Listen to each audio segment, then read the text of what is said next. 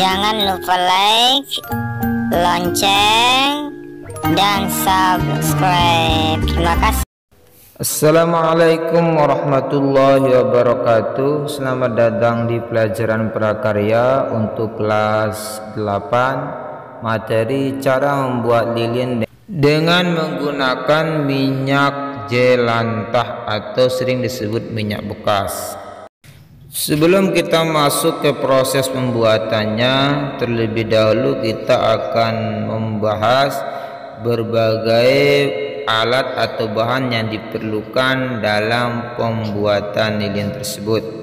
Di antaranya ialah: 1. Sediakan kompor, kemudian sediakan wajan, kemudian yang ketiga sediakan minyak jelantah 100 ml, kemudian yang keempat 2 batang lilin ukuran 16 sampai 20 cm, kemudian yang kelima sediakan wadah lilin berupa gelas transparan atau bisa juga dengan menggunakan kaleng bekas yang sudah dihias. Yang keenam, sediakan hiasan batu-batuan atau logam tahan panas. Ini kalau ada ya. Jadi kalau nggak ada, nggak pakai hiasan batu juga nggak apa-apa. Langsung saja ke bagian poin yang nomor 7, yaitu sediakan pewarna. Disarankan menggunakan krayon bekas. Dan perlu diperhatikan bahwa pewarna tekstil dan makanan itu tidak dapat digunakan. Kemudian yang ke-8, sumbu. Sumbu itu dapat dibuat dari benang kasur atau benang biasa yang dirampi-rampi, kemudian dibuat sepanjang tinggi wadah, dilebihi panjangnya sedikit. Atau bisa juga sumbu itu dibuat dari sapu lidi yang di ujungnya ditaruhkan kapas. Yang terakhir, yang ke-9, sediakan alas meja atau lantai untuk bekerja. Setelah mempersiapkan segala perlengkapan atau alat yang dibutuhkan, selanjutnya kita lanjut ke proses pembuatannya.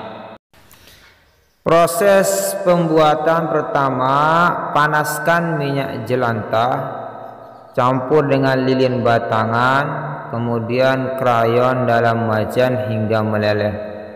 Kalau sudah meleleh lilinnya, kemudian matikan kompornya.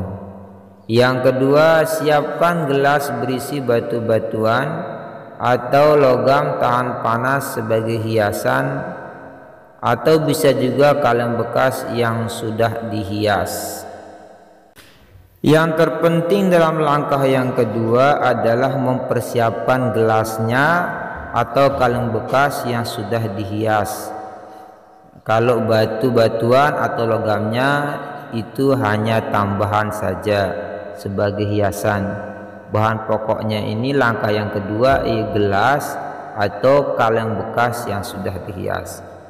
Sebagai catatan, pada langkah yang pertama tidak mesti memanaskan dengan menggunakan kompor, bisa menggunakan kayu juga untuk memanaskannya, yaitu dengan menggunakan tungku, dan kalau bisa pakai atau gunakan wajan yang second lah, wajan yang tidak terpakai, biar tidak terlalu capek untuk membersihkan bekasnya. Yang ketiga, tuangkan adonan minyak jelantah yang sudah tercampur tadi ke dalam gelas atau kaleng dalam kondisi panas. Yang keempat, diamkan hingga adonan minyak jelantah hangat. Jadi setelah dituangkan di gelas atau di kaleng, biarkan beberapa saat sehingga adonan tersebut menjadi hangat.